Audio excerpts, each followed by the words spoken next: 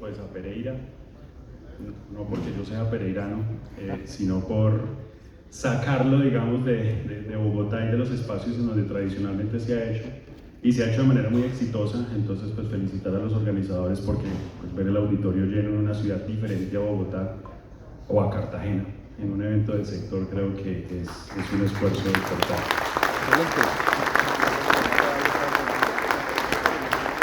Sigan descentralizando.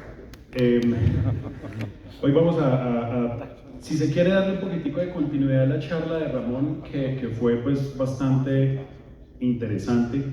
Creo que es un estudio muy denso, porque hasta estabilidad dinámica tiene. Entonces creo que hay un playground para nosotros los eléctricos bastante grande. Tenemos tarea para revisar muchas apartes del documento, pero ahorita ojalá nos des otros elementos que de pronto no hubo tiempo para mencionar. Y tenemos un panel que, complementando a este estudio, pues tiene presencia de una empresa como ERCO, promotor, desarrollador de proyectos, entre muchos otros, pues de energías renovables. Y tenemos pues también presencia de María Angélica, del sector de transmisión, sumamente importante pues para los desarrollos y para hacer que algo como esto que plantea Ramón pues pueda ser posible. El panel se llama Descarbonización y pues nuevas fuentes de energía. El nombre ya es muy ambicioso. Simplemente quiero mencionar rápidamente, para instalar y empezar a hacer las preguntas, el tema de descarbonización creo que ha sido también una fuente de debate muy álgido, y creo yo también que muy rico, muy necesario en Colombia en los últimos años.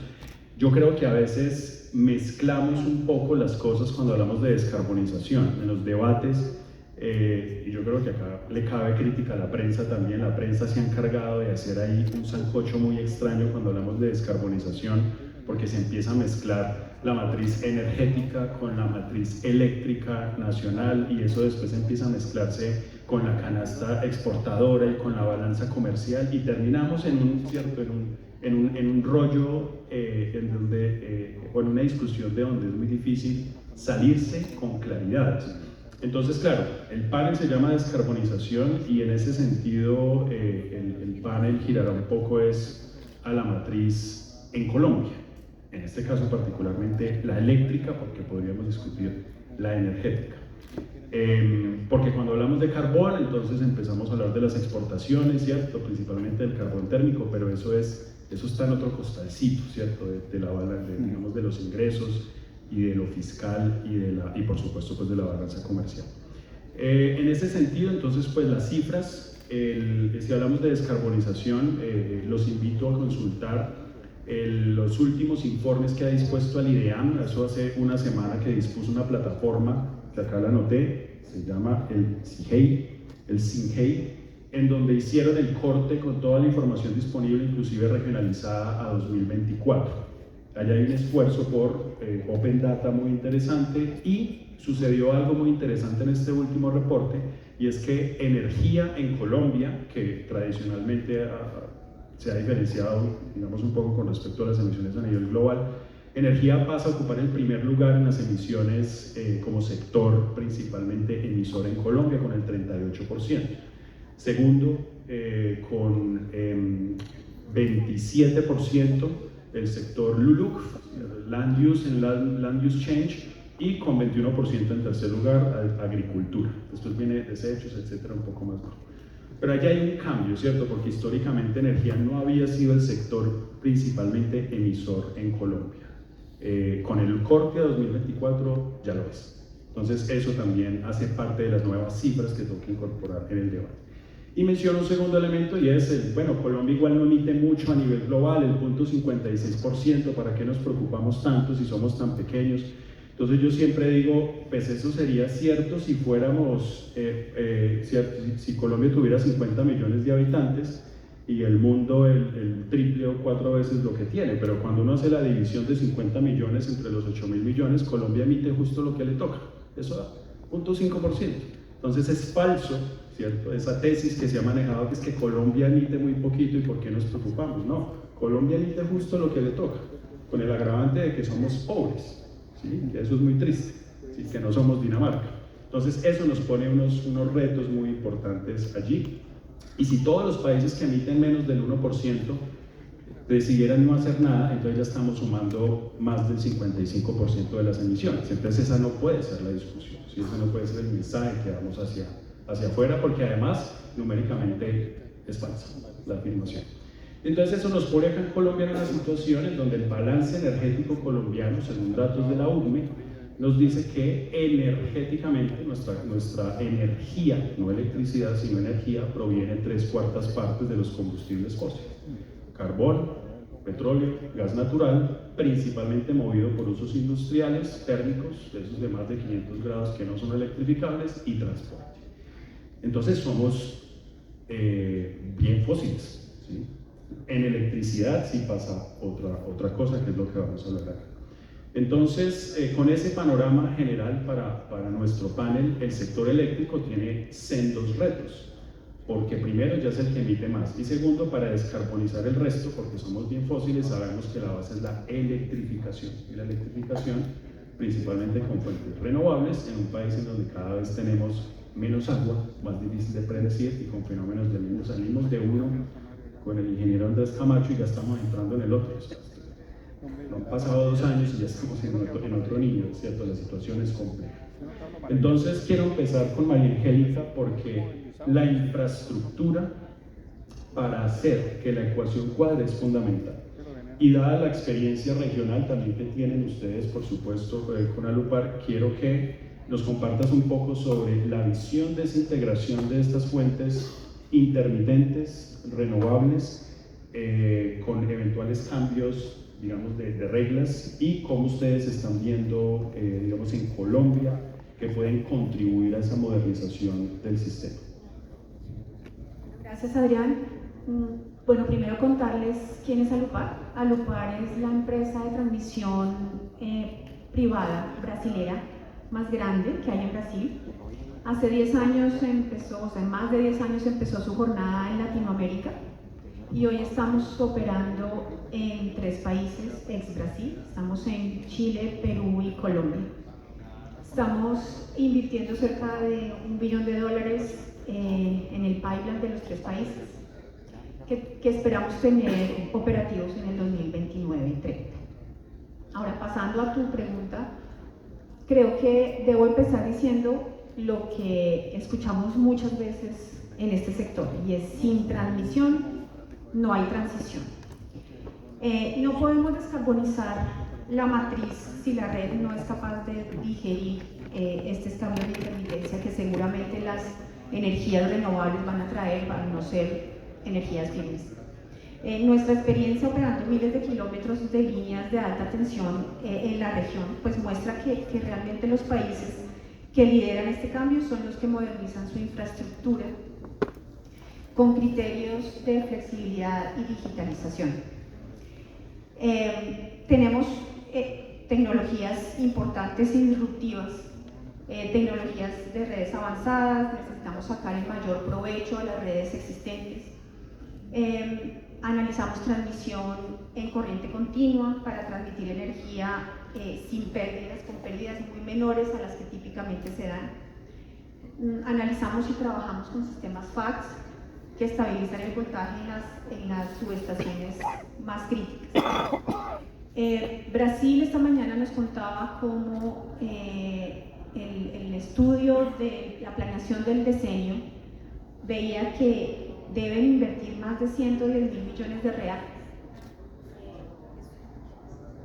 Esos son más o menos 22 billones de dólares que siguen creciendo e invirtiendo para la modernización de las redes en Brasil. Digamos que eso es un modelo a seguir, es algo que necesitamos en Colombia.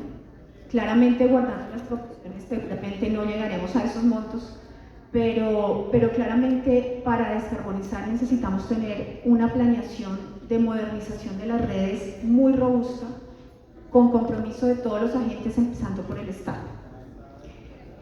Colombia ya ha dado sin duda pasos muy importantes al licitar compensadores síncronos. En el Caribe, esta mañana nos contaba el doctor Ortega que ellos fueron adjudicados con los primeros compensadores síncronos en el norte del país. Pero aún falta mucha velocidad y esa velocidad se necesita si queremos realmente avanzar rápidamente con la descarbonización. Desde el punto de vista del LUPAR específicamente, hoy estamos implementando en Chile los primeros compensadores síncronos en el sistema chileno y en Perú estamos implementando subestaciones con empleo de equipos electrónicos que permiten transmitir mayor cantidad de energía sin tener que ejecutar nuevas líneas. Entonces, en conclusión, la descarbonización pasa por la modernización de las redes de transmisión y si eso no ocurre, pues la descarbonización seguirá retrasándose en el tiempo. Perfecto. Sí, ahí hay un mensaje importante, el tema de los compensadores.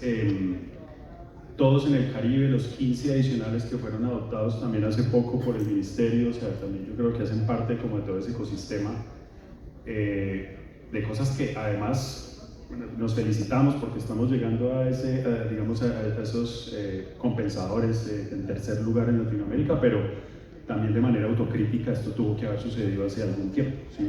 Porque todos sabemos que Colombia se retrasa, etcétera, y es complejo. Ahí el tema de los compensadores es fundamental precisamente para compensar la variabilidad de las renovables, para mejorar los perfiles de cortocircuito y pues para hacer el control clásico de reactivos. Es una especie de 3 en 1, fuera de que ¿cierto?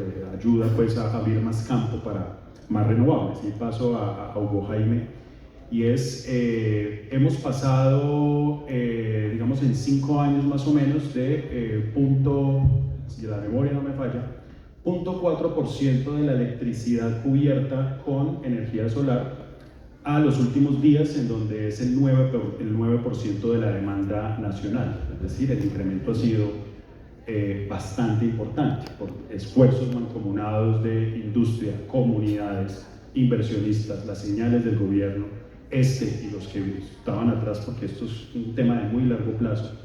Desde la perspectiva tuya, de la experiencia, porque ustedes hacen parte de ese porcentaje importante que ya se atiende con solar en Colombia, ¿qué puedes compartir, digamos, acerca de qué ha sido la parte difícil, cuáles han sido los aprendizajes que han aprendido también sobre este trasegar de los últimos años, porque estamos en una situación diferente, y por supuesto qué se viene ahora, ¿cierto? Un poco de buenas y malas prácticas para que nos llevemos esa idea. Muchas gracias, Adrián. Así es también.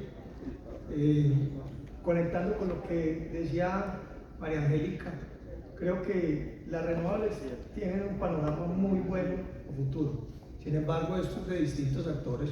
Hay que tener en cuenta la transformación, la transmisión, todo el tema de los operadores de red y la regulación. Entonces, seguimos entrando proyectos. En este año nosotros entramos más de 50 proyectos de energías renovables en el país, solamente 2 proyectos de transmisión. Como Ecoenergía, nosotros hemos desarrollado 280 megas en el país. En este momento tenemos en planeación alrededor de 450 megas. Y hace 2 semanas entramos un generador de 9.9 megas en almacenamiento 4.5 megavatios hora, que es muy importante incluir dentro de esta matriz energética. No solamente la generación, sino una generación en firme. Para eso el almacenamiento va a formar parte integral de la descarbonización. Perfecto, gracias. Ramón, haciéndole un poquito también de doble clic a tu estudio y la experiencia de Uruguay, que como decías, comparte como algunos elementos con la actualidad colombiana, yo quiero que nos cuentes un poco acerca de mitos, ¿sí?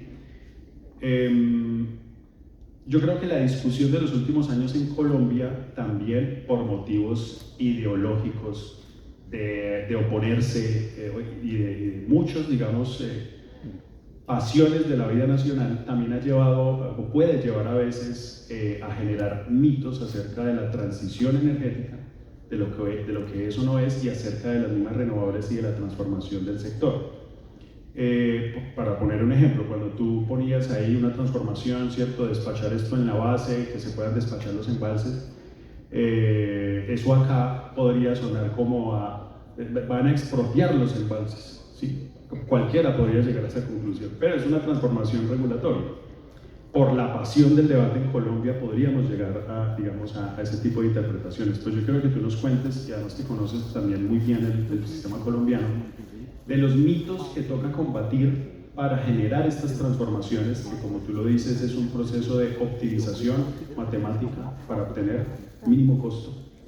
¿Qué hay que combatir usualmente en estos procesos y que puedes contarnos de la experiencia y de lo que ves acá? Bueno,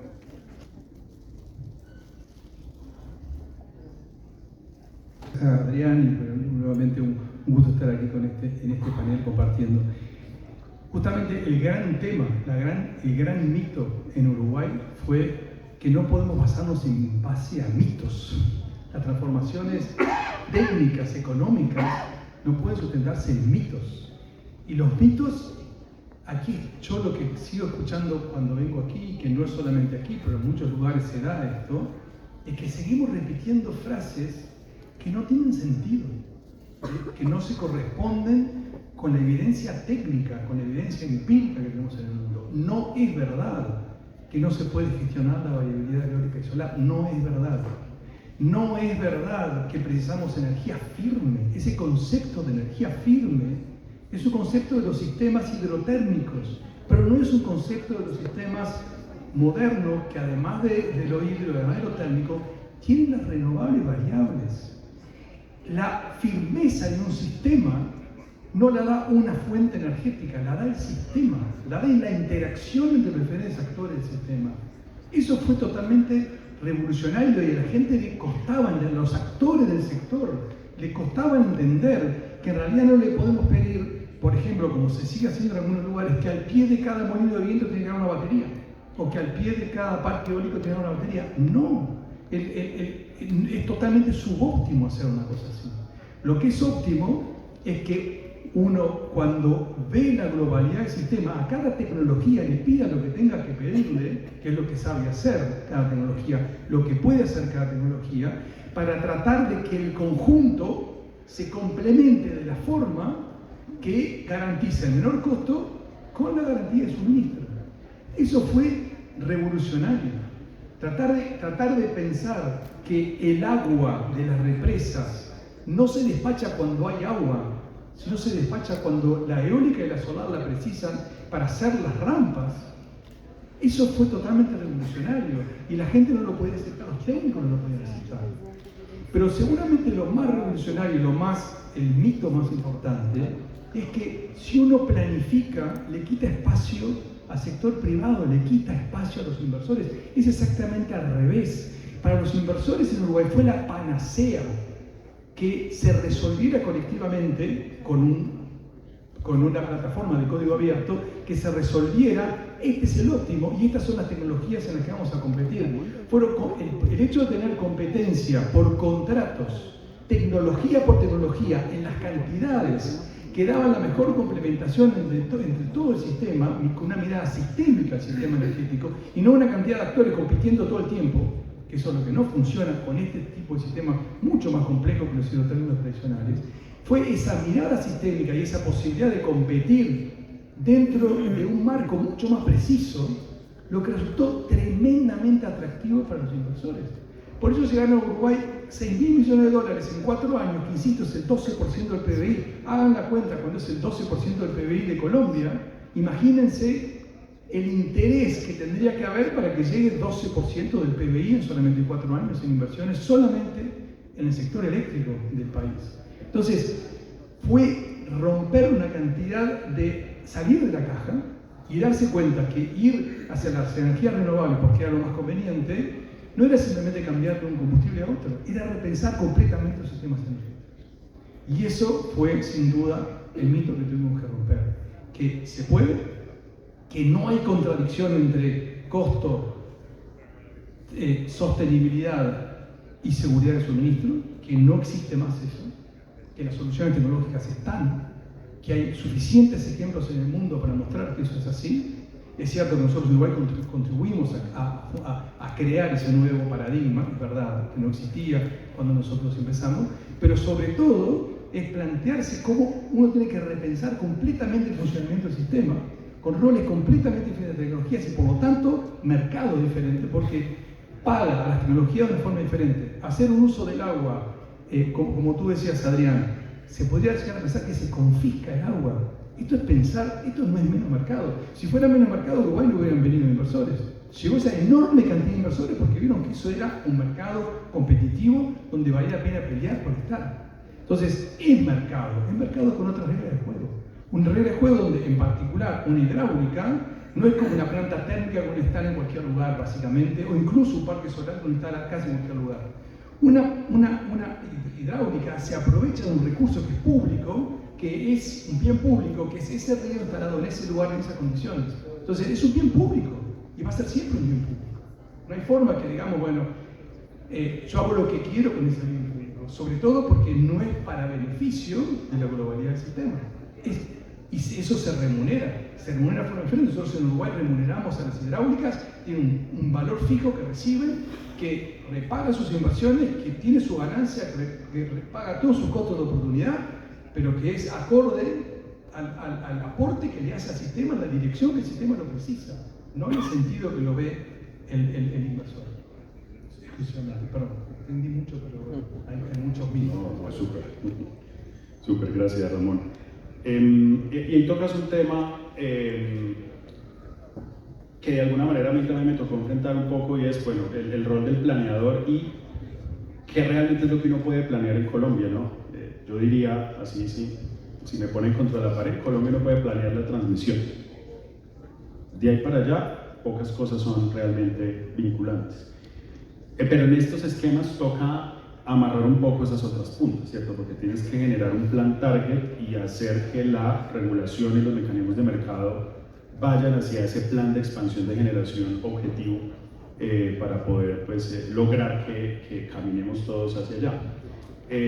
Yo creo que eso no ha pasado en Colombia y no pasa en muchos países del mundo. Y ahí vuelvo a ti, María Angélica, porque quiero hablar sobre el tema del acceso a la red, precisamente. Porque el acceso a la red, como es un bien tan competido, y que finalmente es el que permite que se instalen ciertas tecnologías en donde, ¿cierto?, deberían ser instaladas, pasa por que haya capacidad o no de transporte. Otro de los temas que también particularmente, digamos que, no voy a decir sufrí, digamos afronté, pero el acceso a la red como bien restringido está también replanteándose muchos esquemas diferentes hoy en día en el mundo y quiero preguntarte sobre eso. Esquemas de conexión flexible, por ejemplo, no solamente que tú tienes 100 megas independientemente del momento, pero es que yo soy una solar, entonces la línea de transmisión queda completamente subutilizada. Nosotros tenemos que transitar hacia otro tipo de esquemas que correspondan a las realidades de las fuentes intermitentes y que permitan acelerar también el acceso a esas redes, si no nos vamos a quedar bloqueados. Lo que llaman, ¿cierto?, la cola, la interconnection queue, que en Estados Unidos pasa las teras de gente esperando conexión y nosotros estamos revisitando también ese problema en Colombia. Yo no sé, María Angélica, si desde Alupar, con esas experiencias internacionales de accesos flexibles, también de ese cambio de chip en los contratos de conexión, etcétera, están viendo algo que nos permita hacerle frente a ese problema de la fila de espera para poder conectarse en donde pues, es la red la que permite eso. Bueno, Adrián, pues claramente el modelo está colapsado en Colombia, está colapsado en Latinoamérica y seguramente en el mundo entero. Hay filas interminables de proyectos queriendo conectarse y teniendo que esperar años para poder lograrlo. De hecho, creo que hay proyectos en espera en una capacidad más grande que la capacidad instalada operativa en el mundo entero. Entonces, pues las estrategias pasan por lo que tú dices, este tema de acceso flexible a las redes, pues es básico. Seguramente un inversor, este acceso flexible pues pasa por decir, bueno, no necesito, si voy a instalar 100 megavatios de eólico, no necesito una red que me asegure 24 horas al día, 365 días, los 100 megavatios. De pronto necesito algo más pequeño, con el riesgo, y seguramente como inversionista voy a tener un riesgo de que me desconecten en el momento en que la red esté saturada. Pero ¿qué es mejor? Tener ese riesgo de pronto tener un ingreso de 2 o 5% menos en el futuro por esos momentos de curtailment cuando está la red saturada, o esperar 10 años a que finalmente me construyan una red, porque las construcciones de una red nueva pues toma infinitamente muchos años y no se sabe cuánto. Tú dices solo se puede planear la transmisión. En Colombia se planea la transmisión pero no se cumple. No se cumple con los tiempos. En nuestro caso específico, nos adjudicaron en el 2016 una línea de alta tensión, la Virginia Nueva Esperanza. Estaba planeada para entrar en operación en noviembre del 2021 y por demoras ajenas al inversor terminamos entrando en operación en octubre del 2025, 4 años después. Entonces, por mucha planeación que hagamos, si seguimos teniendo, en el caso mío, en el caso nuestro específico de Alupar, que fueron problemas en el tema de la licencia ambiental, pues si la legislación ambiental sigue siendo tan restrictiva, que no sea flexible, seguiremos aplazando la puesta en operación de estas líneas de transmisión que se necesitan. Ahora, volviendo al tema de qué otros mecanismos existen, está también la coexistencia, ¿no? También los eólicos y los solares seguramente pueden vivir con una misma línea de transmisión. Si tenemos 100 megas en eólicos, 100 megas en solar, pues ellos son complementarios. El viento en La Guajira corre más en la noche, entonces en ese momento utilizarán la línea, y los solares pues tienen su energía a pico a mitad del día. Entonces son temas complementarios que debemos analizar, se están viendo en el mundo y Alupar no se queda atrás. Nosotros estamos permanentemente analizando las estrategias, qué es mejor, cómo es la mejor forma de ampliar las redes, y seguimos presentándonos a cada subasta que hay en el sector eléctrico en Colombia, en Perú, en Chile y obviamente en Brasil. Súper. Bueno, yo creo que da tiempo para cerrar la ronda con ustedes. Y quiero preguntarle a Hugo sobre el tema de baterías. Digamos que esto ha sido también parte de la discusión de los últimos, tal vez el último año un poco más fuerte en Colombia. Ha habido señales en donde muchos inversionistas han decidido, sin pedir mucho permiso, hibridar algunos de los parques. Bueno, fuera de pronto la experiencia de Termosipa, pero esa era más pues por regulación primaria de frecuencia y ya es un poco más antigua, pero digamos que últimamente los inversionistas se ha visto que han tomado el riesgo, inclusive sin la última coma de las resoluciones de la CRE, a aventurarse a hibridar parques y a cerrar contratos de la manera que lo consideren, pues con baterías. Yo creo que esto es una señal importante, porque cuando la inversión se mueve inclusive sin esperar las regulaciones, porque la vaina parece ser muy interesante porque cierra. No me quiero meter en el debate de pronto del estudio de si la no necesidad de baterías, si puedes administrar los embalses, que entiendo teóricamente pues que no habría necesidad en ese escenario, pero hoy tenemos una situación en la que pues las reglas de juego no tienen esa flexibilidad en la operación de los embalses, y eso hace entonces que revientan las baterías en el óptimo, seguramente. ¿Cómo ha sido esa experiencia de ERCO allí? ¿Qué planes tienen para la hibridación de parques? ¿Cómo reciben, por ejemplo, las señales también de la subasta de largo plazo con los diferentes tipos de productos diferenciados también, en donde se ve claramente pues, que hay una intención de meter baterías? Y esa es la pregunta, y esta sí es como opinión, y necesitamos esas baterías porque para este fenómeno del Niño y para los siguientes, pues porque yo considero que la estrechez va a llegar primero por potencia que por energía, como sucedió en el 2024. Primero, se nos estrecha mucho el margen a las 7 de la noche, teniendo la energía distribuida. Entonces podemos tener un montón de solar, pero si no podemos modular esa energía, porque la coincidencia de las plantas que tienen cargo no da para tener suficientes máquinas rodando a las 7, nos quedamos colgados. Y ahí las baterías van a ser fundamentales pues en el mediano plazo, por lo menos. ¿Cómo ven ustedes esa experiencia con baterías? Bueno, no. Con respecto a las baterías, es muy importante. Nosotros en todos los parques estamos implementando almacenamiento. Ya en este momento se tiene más de 13 megavatios hora instalados. En el proyecto La Martina, en el proyecto Chenche, que entró hace 2 semanas.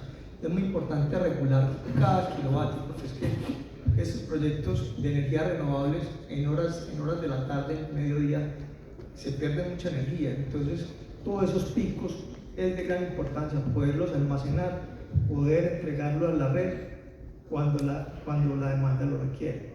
Entonces, es muy importante el tema de almacenamiento. Adicional, en este momento ya están cerrando los proyectos de almacenamiento, tienen cierre financiero, el precio del litio ha disminuido y eso ha permitido que el almacenamiento sea más atractivo para inversionistas y para contribuir a la matriz energética del país. Perfecto, bueno, yo creo que ya para ir cerrando, creo que estamos en los tiempos y sé que hay cóctel. Bueno, a ustedes no les interesa eso igual, ustedes vienen acá por el tema académico. Y Ramón, y creo que con esto ya cerramos y cumplimos las 2 rondas.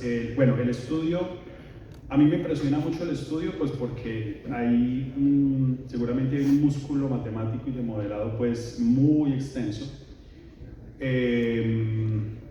Digamos, ¿qué sigue? Digamos, este es un estudio donde ya listo, esto es como una posible hoja de ruta, estas son las recomendaciones regulatorias, o todavía hay que hacer algunos análisis adicionales. Mencionabas, por ejemplo, que en el tema de estabilidad dinámica, que sabemos también que quizá ha venido tratando de meterle mucho a ese tema de la estabilidad dinámica.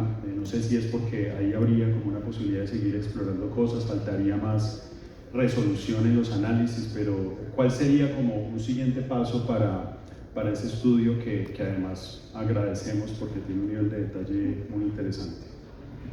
Bueno, a ver, si es por nosotros estamos absolutamente disponibles para seguir trabajando. Como decía, no tenemos una agenda oculta, nos financia fondos filantrópicos, estamos muy contentos de poder estar trabajando en Colombia, muy abiertos, expectantes a ver si al nuevo gobierno le interesa. El ex ministro Camacho fue muy importante en abrirnos una cantidad de puertas y darnos la posibilidad de aportar nuestro expertise. Veremos si la nueva ministra, con quien no me he encontrado todavía, si también las manifestaciones. Nosotros estamos disponibles. Pero a mí lo que me parece es que en este momento Colombia está en una encrucijada, así como yo lo siento en el sector energético. Hay una profunda transformación tecnológica en el mundo, una profunda transformación de costos, y la encrucijada es o seguir intentando seguir con las viejas fórmulas, pero con nuevas tecnologías y con nuevas realidades, o animarse a hacer una transformación más profunda que tenga en cuenta todas las potencialidades de la complementación de las fuentes fósiles y renovables que tenemos hoy en día, y las diferentes tecnologías novedosas para redes, etcétera, etcétera. Y esa es la decisión. O podemos seguir colocando baterías, que me parece totalmente razonable desde el punto de vista de la mirada del inversor, que dice esto me permite ganar más dinero y es rentable, por supuesto, u otro tipo de inversiones, o seguir invirtiendo en fuentes térmicas en este momento. Podemos ir por ese camino y seguir teniendo sistemas subóptimos y seguir pagando el doble de energía de lo que podríamos llegar a pagar.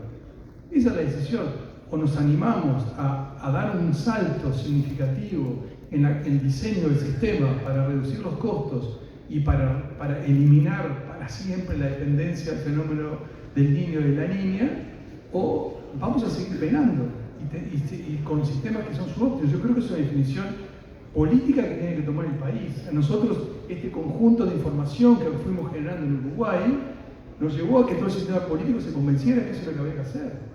Y fue tremendamente importante el documento que se firmó. A mí, yo en ese momento era secretario de Energía de Pepe Mujica. Pepe me pidió que reuniera toda la oposición de aquel momento para tratar de llegar a un acuerdo mostrando los beneficios que tenía hacer ciertas transformaciones. Y nos convencimos en base a los elementos probatorios que teníamos, basado en evidencia de que convenía ponernos de acuerdo para ciertas transformaciones. Y eso fue lo que nos trajo todos los beneficios que nos trajo. 3% de fuerza laboral, reducción a la mitad de los costos, estabilización absoluta de costos, generación de divisas por exportación de excedentes energéticos.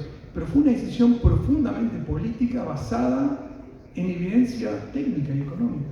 Yo creo que esa es la encrucijada que está en Colombia en este momento. Aprovechar una coyuntura compleja para decir, bueno, vamos a, en función de experiencias que se han ido desarrollando en el mundo, vamos a decir, colocamos a full todas las innovaciones tecnológicas que existen hoy disponibles, o si seguimos en el mismo marco regulatorio, en el mismo marco de mercado y con dificultades para reducir costos y para satisfacer la demanda en momentos de niño o de estrés climático. Perfecto. Bueno,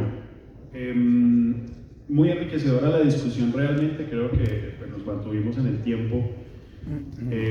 Presencia de renovables, nuevas formas de cerrar contratos, de modular la energía, cambios, pensar fuera de la caja para que esas nuevas realidades de los mercados modernos para acomodar renovables puedan funcionar. Redes flexibles, además, acceso flexible a las redes y acelerar todo lo que podamos en transmisión. Ahí hay una hoja de ruta importante, siempre me gusta mencionarlo, el plan maestro de modernización que se publicó en el 2024 con 98 obras de transmisión, que es un esfuerzo que de hecho se hizo entre UCME y XL, que la nueva ministra conoce muy bien y apoyó. Espero que pueda tener toda la continuidad, porque el país necesita esas obras de transmisión para que todo esto también pues, pueda funcionar. Pacto político, además, ¿cierto? Esto tiene todos los condimentos, ¿cierto? El tema de la descarbonización y las nuevas energías requieren todos esos condimentos políticos, regulatorios, de mercado y pues, de acceso físico a redes. Entonces, les agradezco mucho por una discusión muy diversa, pero pues, bastante aleccionadora, y les agradezco pues, a ustedes también por el tiempo y la atención.